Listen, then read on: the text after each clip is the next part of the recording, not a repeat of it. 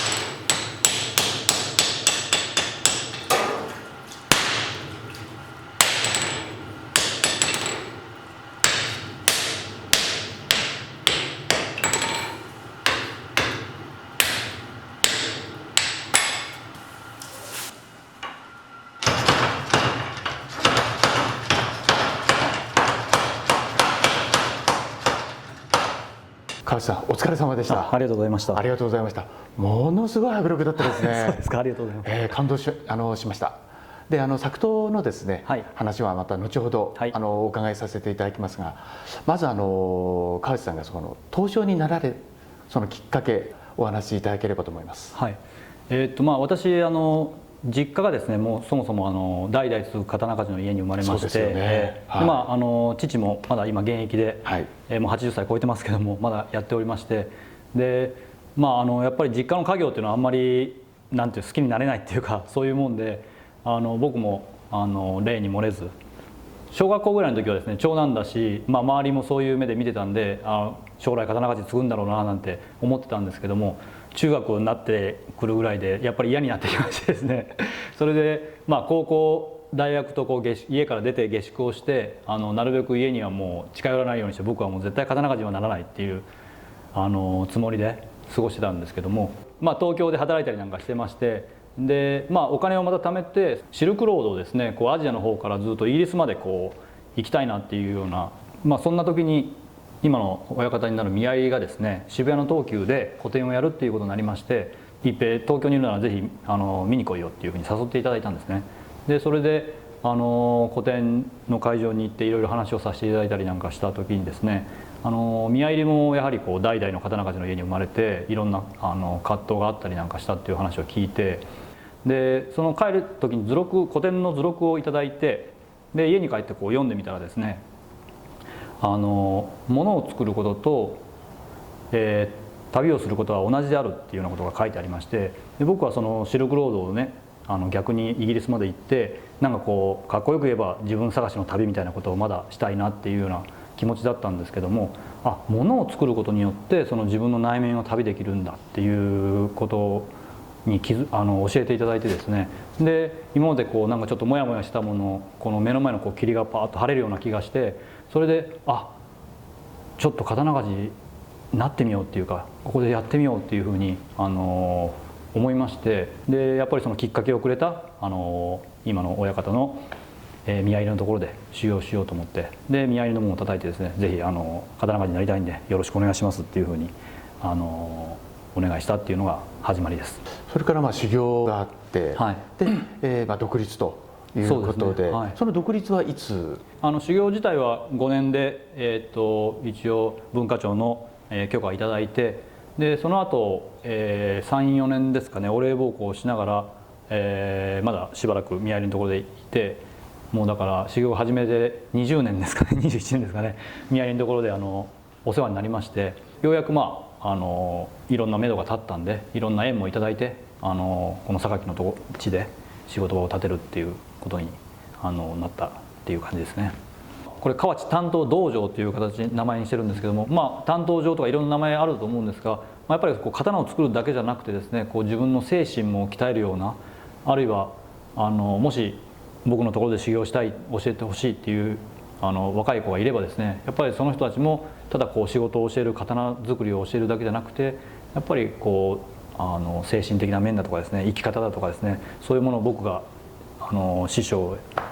から教わったことなんかを後世にも伝えていきたいなっていう気持ちがあって、名前は道場という名前にしたんですけれども。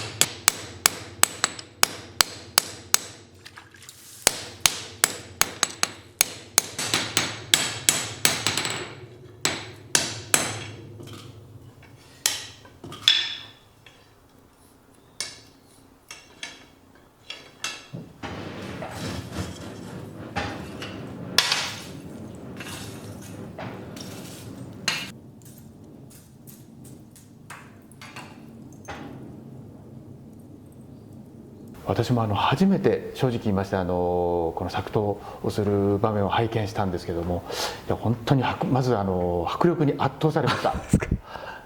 ですからやっぱり刀一振りやっぱりその作者の気迫なども乗り移って、ああいう名刀なり作品が出来上がるんだなと改めてなんか勉強になったなと思うんですけども、この作刀のですね大まかなこの流れ、はい、刀が出来上がるまでちょっとそんなところをまたご紹介いただけないかと思いますが。そうですね。まず材料はですねご存知のように玉鋼ですね。で玉鋼をまずは平たくへしてですね、それを小割りにして手こ棒っていう先にですね小割りにしたものを積んで、で先ほど見ていただいた折り返し鍛錬っていうのをやってどんどん鉄を練っていくんですね。で練ったものをですね部材ごとに作るんですけども、革鋼っていうより炭素量の多いものですねと鋼で新鋼っていう炭素量の弱いものを組み合わせて長く伸ばして、先ほど見ていただいた素延べっていうので、真四角にまず棒状に伸ばしてですね、そこから刃を打ち出して、刀の形にして、焼き入れという熱処理をして、それで刃文っていうのが入るんですけども、それで一応一通り完成っていう形になります。河内さんに例えば、刀を作っていただきたいとお願いした時には、お願いしてから自分のこの手に刀が手にするまでは大体どのぐらい？大体やっぱり1年ぐらい見ていただいた方がいいですね。はい。研ぎ師さんもすぐに研いでいただけるわけだけど、順番間違ったりだとか、なかなかご自分で納得しないと当然作品として世に出すことはないんだと思うんですけども、結構その失敗なんていうのは結構あるものなんですか？もう失敗の方が多いぐらいですね本当に。だから年に何回かあるコンクールなんかに出す時もですね、やはり3振りとか4振りとか作って、その中で一番いいものっていうふうに出すんですけども、形になる前に例えば傷が出てしまったりとか、膨れっていう空気が入った層が出てしまったりとかですね、あとは特に焼き入れがやっぱりうまくいかなくて思ったような刃にならなかったりとか、物理的に歯切れっていう傷が入ってしまったりとかっていうようなこともありますし、なかなかハードルはいろいろそれぞれところがあって、なかなか難しいものなんですけれども。で先日も一度拝見させていただいた八玄東四郎の、再現ありますけども、その他になんか河内さんの中で今までで作刀して、思い出に残るような作品なんていうのはあるんでしょうか？やっぱり一番初めに師匠のところで作らせてもらった刀っていうのは今でも覚えてますね。でそちらを出品されたと？そうですね。はい。でも最後の最後なんとかギリギリ間に合ったような形だったんですけども、努力賞の一番最後に入れていただいて、なんとか新人賞をいただいてですね、もう本当にやれやれというか、もう本当に良かったなっていう、嬉しいっていうよりもね、なんか安堵の気持ちの方が大きかったですね。今まで数多くの作品を作ってこられたと思うんですけども、その中で思い出に残るというか、なんかこうエピソードも交えて、2振りほど何かご紹介いただけないでしょうか。はい、日本刀文化振興協会の主催している、展覧会に出してですね、一番の経済産業大臣賞をいただいた2年連続でいただいたんですけども、その2振りを紹介したいと思います。お願いいたします。一番初めにいただいたのはですね、大敗は、南北朝時代の、大太刀をすり上げたような、扇先の、幅の広いですね、刀でして、この時に前年に先生方からですね、もう少しこう刃文にですね強弱を出して、もう少し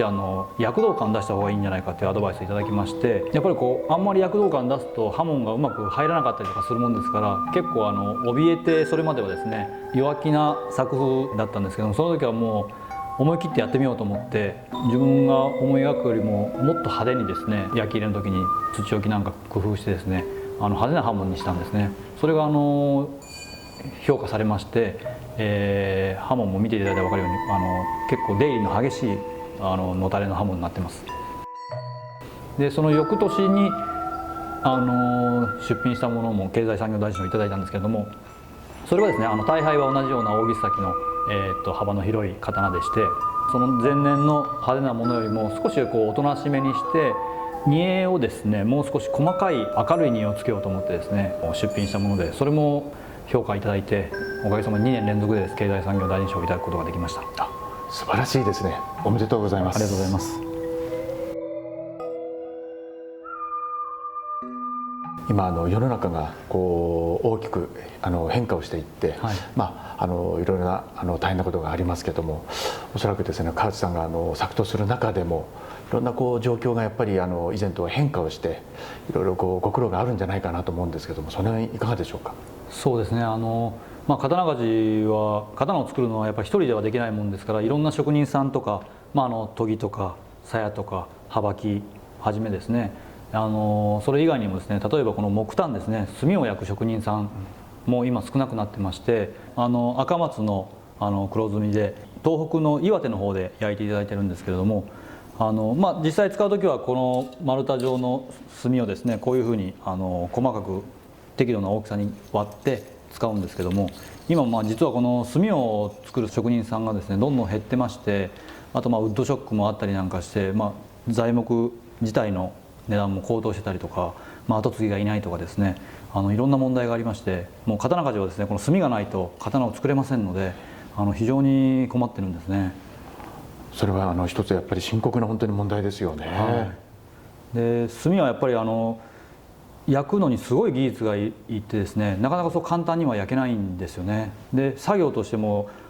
非常な重労働で、まず山から木を切り出してきてですね、でこういう形に割って、切って、で窯の中にこう低い窯なんですけども中腰になってですね、端から順番にこうきれいに詰めていってですね、それから蓋をして火をつけるんですけども、でその火をつけた後もこう常に煙を見たりとかですね、いろんなものを観察しながら微調整しながらですね、例えば気温だとか湿度だとかその時の天気だとかによって非常にこう繊細な微調整が必要だそうでですね、なかなかこうすぐにはできるような技術じゃないらしいんですよね。今ですね岡山県の方で伝統工芸木炭生産技術保存会というのがありまして、今苗を植えてですね20年後30年後に赤松を伐採して炭にできるような取り組みをやっておりまして、我々も刀鍛冶としてそれを支援しています。皆さんにもぜひですねそれ協力していただければなと思っています。素晴らしい活動ですね。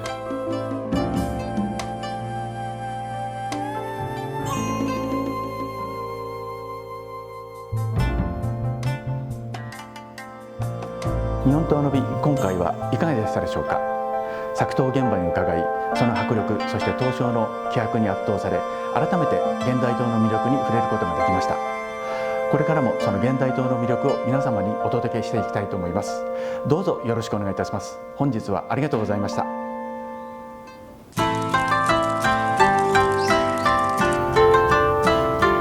っても珍しいなんかこう企画なんですけども、熊徹が持っている刀を忠実に再現したものというふうになっています。ちょうどね太刀とはやっぱり中子の形状も違いますし、でまあ姿も鎌付き先っぽくなってですね、非常に古い形を再現して。宮入先生の刀を3振り拝見させていただきましたが、本当にどれも素晴らしい作品でした。